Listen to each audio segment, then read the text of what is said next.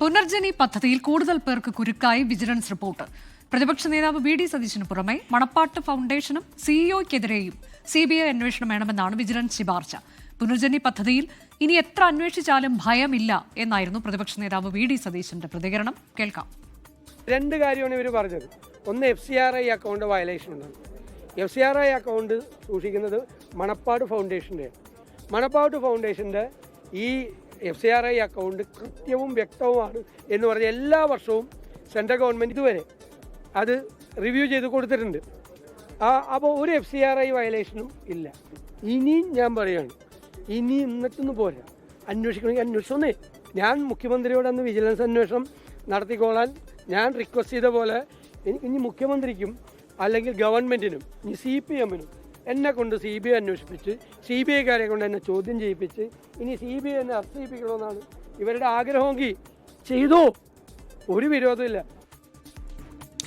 ഏത് അന്വേഷണത്തെയും നേരിടാൻ തയ്യാറാണ് എന്നാണ് മണപ്പാട്ട് ഫൗണ്ടേഷൻ CEO അമീർ അഹമ്മദ് 24-നോട് പറഞ്ഞത്. അതുകൂടി കേൾക്കാം. 100% മണപ്പാട്ട് ഫൗണ്ടേഷന്റെ അക്കൗണ്ടിലേക്ക് വന്നിട്ടുണ്ട്. 20,000 പൗണ്ടാണ് ഈ വന്നിരിക്കുന്നത്. ഇത് ഞങ്ങൾ ഒന്നിച്ചില്ലാൻ കോടി രൂപ അവിടെ എല്ലാവരും ചെലവാക്കിയിട്ടുണ്ട്. അതിൽ 20,000 പൗണ്ട് എന്റെ കണക്ഷനിലൂടെ ഞങ്ങൾ അവിടെ ചെയ്തിട്ടുണ്ട്.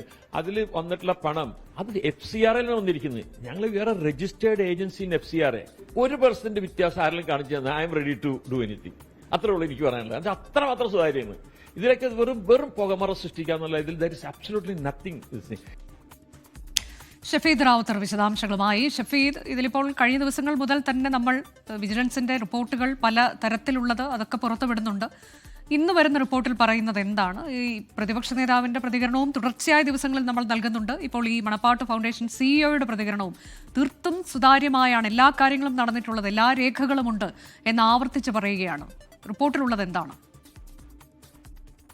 കഴിഞ്ഞ ദിവസമാണ് ഇതുമായി ബന്ധപ്പെട്ട് വി ഡി സതീഷിനെതിരെ CBI അന്വേഷണം ശുപാർശ ചെയ്തുള്ള വിജിലൻസ് റിപ്പോർട്ടിന്റെ പകർപ്പ് പുറത്തു വരുന്നത്. ഇപ്പോൾ വി ഡി സതീശനും മണപ്പാട്ട് ഫൗണ്ടേഷൻ CEO അമീർ അഹമ്മദും ചേർന്ന് നടത്തിയ ഗൂഢാലോചനയുടെ ഭാഗമായാണ് ഈ പ്രളയബാധിതരെ പുനരധിവസിപ്പിക്കാനെന്ന പേരിൽ വിദേശത്ത് പണം പിരിച്ച് കേരളത്തിലേക്ക് അയച്ചതെന്നായിരുന്നു വിജിലൻസിന് ലഭിച്ച പരാതി. ആ പരാതിയിലാണ് വിശദമായ അന്വേഷണം നടത്തിയത്. അതിൽ 2018 മുതൽ 2022 വരെ പുനർജനി പദ്ധതിയുടെ കാലയളവിൽ മണപ്പാട്ട് ഫൗണ്ടേഷന്റെ FCRA അക്കൗണ്ടിലേക്ക് 1,22,23,152 രൂപ വന്നതായി വിജിലൻസ് കണ്ടെത്തിയിട്ടുണ്ട്. മണപ്പാട്ട് ഫൗണ്ടേഷൻ ഇത്തരത്തിൽ വിദേശ ഫണ്ട് സ്വീകരിച്ചതിന്റെ രേഖകളോ റെക്കോർഡുകളോ സൂക്ഷിച്ചിട്ടില്ല എന്നും FCRA നിയമത്തിന്റെ റൂൾ 19 ലംഘനമാണെന്നും വിജിലൻസ് റിപ്പോർട്ടിൽ ചൂണ്ടിക്കാട്ടുന്നു. മണപ്പാട്ട് ഫൗണ്ടേഷന്റെ ബാങ്ക് അക്കൗണ്ടിന്റെ വിവരങ്ങൾ പരിശോധിച്ചതിൽ അക്കൗണ്ടിലേക്ക് വന്ന പണവും അതിനായി നൽകിയ രേഖകളും തമ്മിൽ പൊരുത്തക്കേടുള്ളതായും കണ്ടെത്തിയിട്ടുണ്ടെന്നാണ് ഈ വിജിലൻസ് റിപ്പോർട്ടിൽ പറയുന്നത്. ഏതായാലും ഇതിലും പ്രധാനമായും FCRA ലംഘനം തന്നെയാണ് ചൂണ്ടിക്കാണിക്കുന്നത്. ഈ CBI അന്വേഷണ ശുപാർശയുടെ കാര്യത്തിൽ മുഖ്യമന്ത്രിയാണ് അന്തിമ തീരുമാനമെടുക്കേണ്ടത്. മുഖ്യമന്ത്രിയുടെ ഭാഗത്ത് നിന്ന് ഏതായാലും തീരുമാനമായി ഒരു ഉത്തരവായി അത് പുറത്തേക്ക് വന്നിട്ടില്ല. അത്